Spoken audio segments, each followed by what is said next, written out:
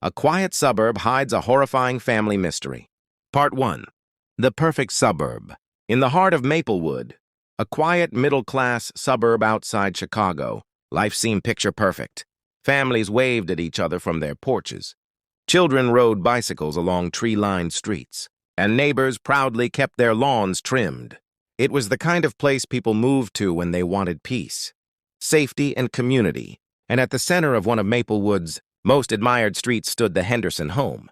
The Hendersons appeared to be the ideal American family. Michael Henderson, 45, worked as a financial consultant, often leaving for business trips but always back for his son's soccer games. His wife, Caroline, 42, was a beloved elementary school teacher who seemed to know every child in the neighborhood by name. They had 2 children, Emily, 15, a straight-A high school sophomore, and Josh, 12, a quiet boy who loved video games. Neighbors admired them. Caroline baked cookies for block parties.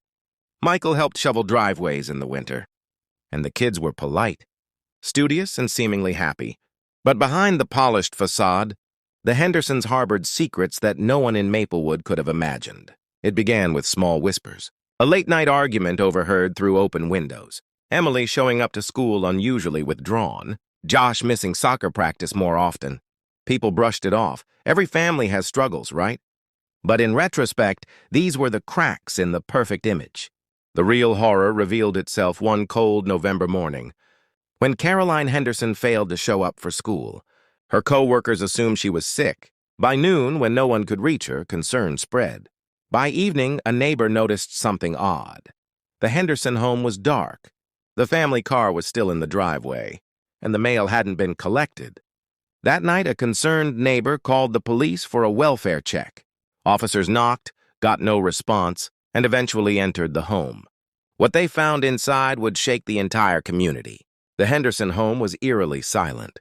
Dinner plates were still set on the dining table, as if the family had sat down to eat but never finished. Upstairs, officers found Caroline's cell phone on her nightstand. Emily's backpack sat neatly by the front door. Josh's game console was left mid-play, but the family themselves? Gone. No sign of struggle.